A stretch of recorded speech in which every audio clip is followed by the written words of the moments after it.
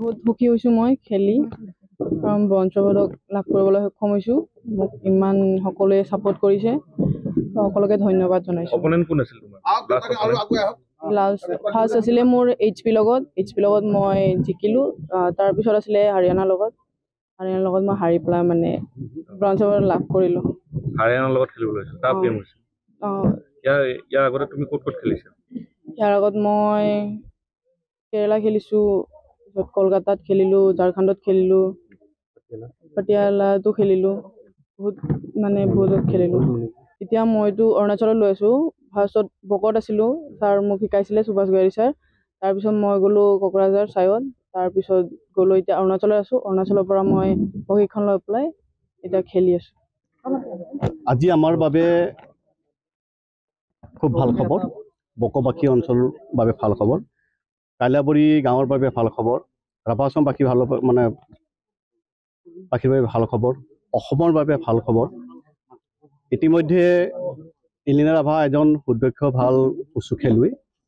ইতিমধ্যে তেওঁ উত্তৰাখণ্ডৰ দেৰাদুনত 38তম ৰাষ্ট্ৰীয় যিখন খেল অনুষ্ঠিত হৈছিল উচু, আৰু এই খেলখনত অংশগ্ৰহণ কৰি তেখেতে ব্ৰঞ্জৰ পদক লাভ কৰিবৰ কাৰণে সক্ষম হৈছে। গতিকে আমি সকলোৱে গৌৰৱ অনুভৱ কৰিছোঁ, আৰু তেখেতৰ প্ৰতি আমাৰ আশীৰ্বাদ এনেও আগৰ পৰাই আছে, আৰু তেখেত আগৰ পৰাই ভাল এজন খেলুৱৈ। আমি খেলি থকা দিনৰ পৰা তেখেতক দেখিছোঁ, ভাল খেল প্ৰদৰ্শন কৰে, আৰু এই খেলখন খেলিবৰ কাৰণে বা তেখেতৰ খেলৰ যিটো প্ৰতিভা, এই প্ৰতিভাটো আগবঢ়াই নিবৰ কাৰণে ইতিমধ্যে আমাৰ কালিয়াবৰী গাঁৱৰ নিবাসী আমাৰ স্বপ্ন ৰাভা আৰু কবিতা ৰাভা ডাঙৰী, তেখেতৰ পিতৃ মা দেউতা, তেখেতৰ সুযোগ্য সন্তান ইলিনা ৰাভা যথেষ্টভাৱে কষ্ট কৰিছে।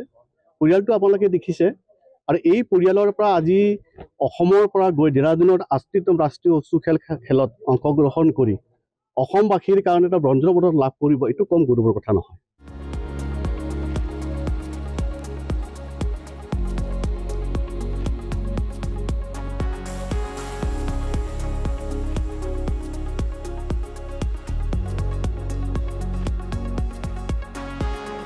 বহুত সুখী হৈছোঁ মই খেলি, কাৰণ ব্ৰঞ্জ পদক লাভ কৰিবলৈ সক্ষম হৈছোঁ।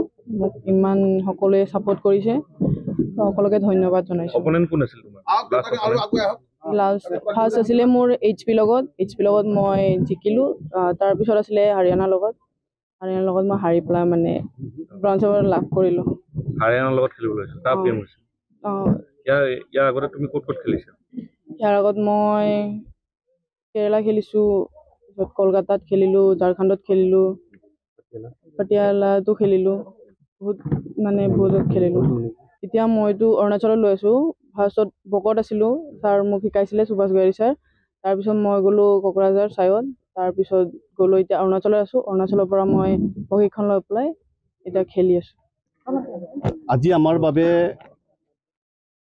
খুব ভাল খবৰ, বকবাসী অঞ্চলৰ বাবে ভাল খবৰ, কাইলাবৰী গাঁৱৰ বাবে ভাল খবৰ, ৰাভাছম বাসীৰ বাবে ভাল খবৰ, অসমৰ বাবে ভাল খবৰ। ইতিমধ্যে ইলিনা ৰাভা এজন সুদক্ষ ভাল উচু খেলুৱৈ। ইতিমধ্যে তেওঁ উত্তৰাখণ্ডৰ দেৰাদুনত 38তম ৰাষ্ট্ৰীয় যিখন খেল অনুষ্ঠিত হৈছিল উচু, আৰু এই খেলখনত অংশগ্ৰহণ কৰি তেখেতে ব্ৰঞ্জৰ পদক লাভ কৰিবৰ কাৰণে সক্ষম হৈছে। গতিকে আমি সকলোৱে গৌৰৱ অনুভৱ কৰিছোঁ, আৰু তেখেতৰ প্ৰতি আমাৰ আশীৰ্বাদ এনেও আগৰ পৰাই আছে, আৰু তেখেত আগৰ পৰাই ভাল এজন খেলুৱৈ।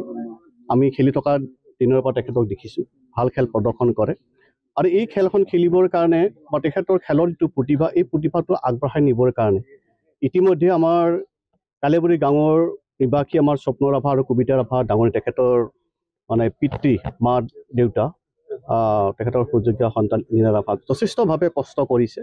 পৰিয়ালটো আপোনালোকে দেখিছে, আৰু এই পৰিয়ালৰ পৰা আজি অসমৰ পৰা গৈ দেৰাদুনত 38তম ৰাষ্ট্ৰীয় উচু খেলত অংশগ্ৰহণ কৰি অসমবাসীৰ কাৰণে এটা ব্ৰঞ্জৰ পদক লাভ কৰিব, এইটো কম গৌৰৱৰ কথা নহয়।